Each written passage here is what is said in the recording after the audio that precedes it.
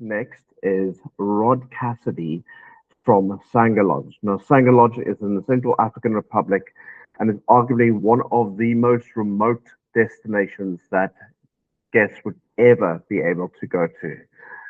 Rod, I'm going to start your presentation shortly and then over to you. Thank you, Monet.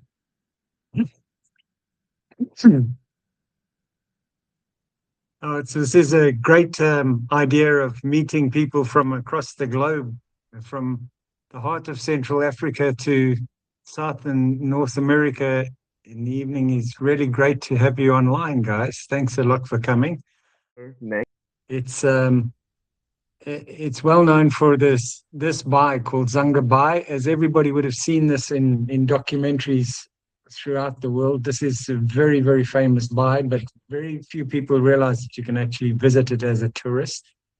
It, in my opinion, and in a lot of other people's opinions, is the most the best elephant experience in the world.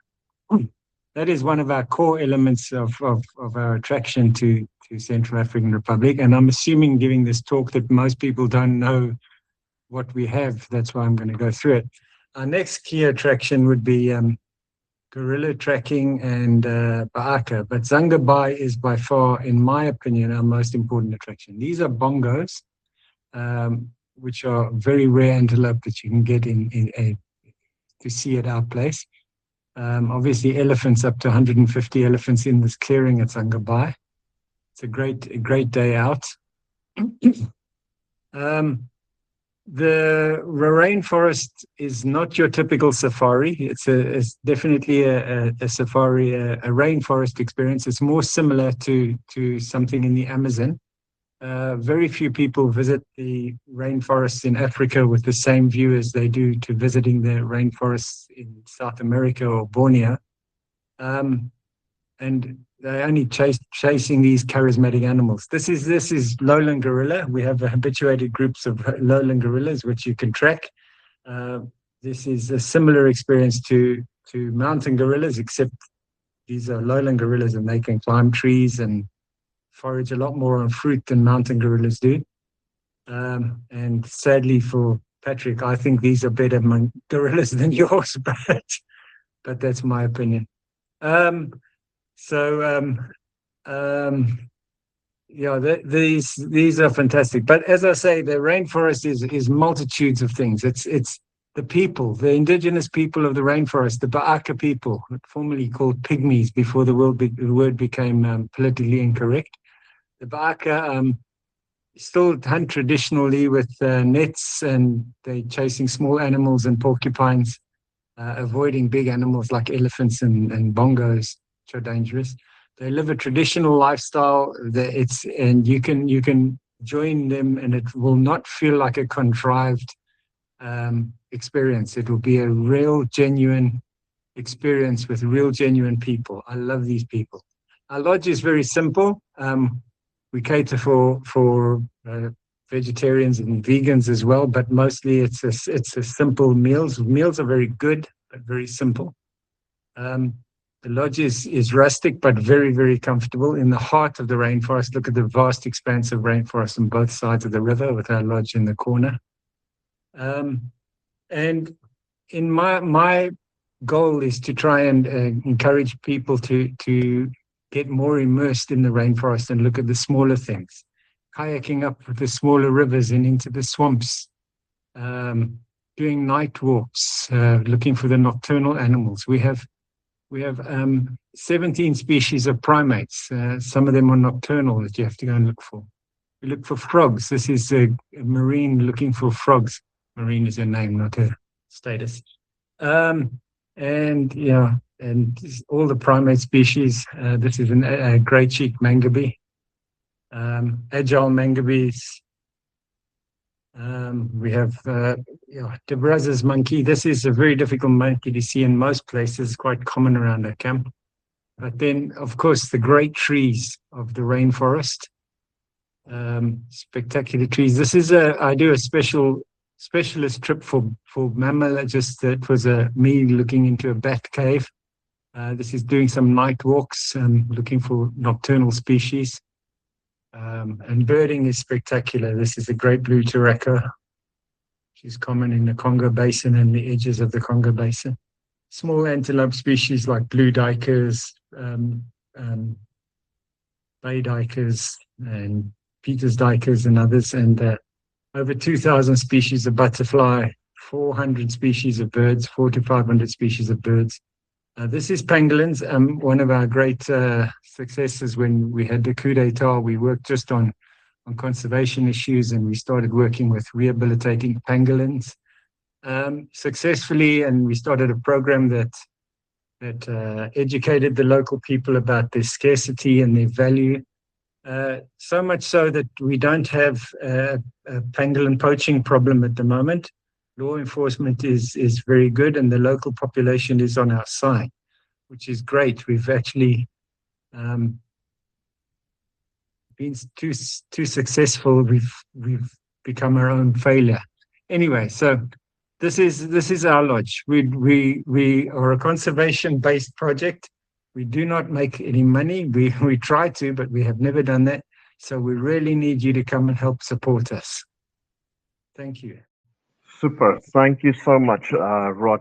Do you mind if I pose a question, which some of the viewers would definitely would probably like to ask, is what is the access? How do we get there? How do we get into and out of Sangha Lodge? Access to Sangha is there are three ways. For the way we prefer is people fly to Bangui, the capital city, and we have a 1-hour charter from Bangui, and we run those fairly regularly. The access to Bangui is via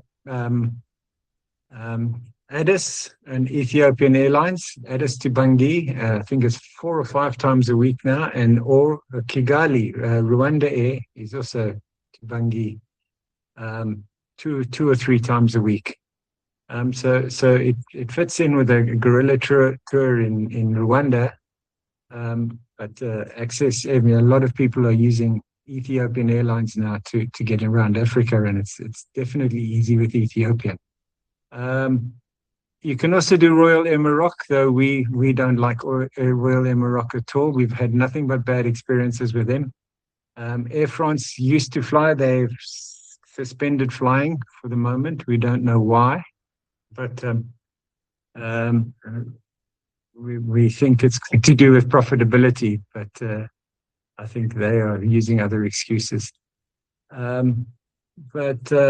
so that's the access is fairly easy coming into Bangui. Other people come up river from Congo. There's several operations that can get you from Congo to us. I think Kamba Africa offer an extension to one of their tours that comes to us. It is very expensive extension, but it does work. The Princess Ngolesa, the Ducray Expeditions boat that plies the Congo River from Brazzaville, they also bring tourists to us. So that's also a possibility with joining one of their cruises. I see Patrick has his hand up. Let's hear if he's got a question for you. Yeah, thanks, Monet. I just had a question. What's the typical length of stay? How many nights at Sangha Lodge?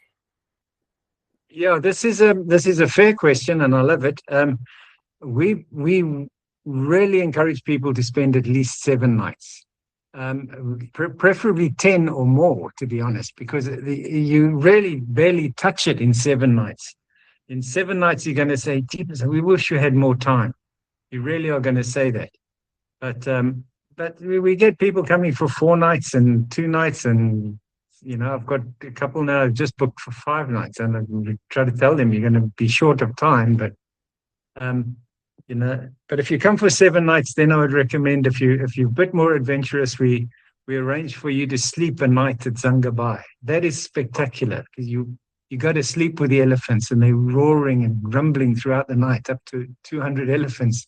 And you wake up early in the morning, and the sun's coming up with the elephants in the background.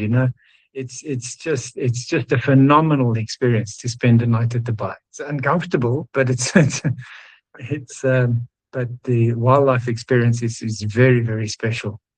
Colin Bell is coming to spend a night at the bar. He's booked it, he's promised, and he keeps postponing. But yeah, I'll get him there.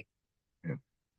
No, I think and honestly, for those travel advisors that are looking for something that is really, really different, like Patrick mentioned in his presentation, he doesn't sell gold-plated taps or brass-plated taps. He sells experiences, and this in combination with Rwanda makes Rwanda, Uganda makes one of those unique experiences, and the fact that you can connect them is really, really great.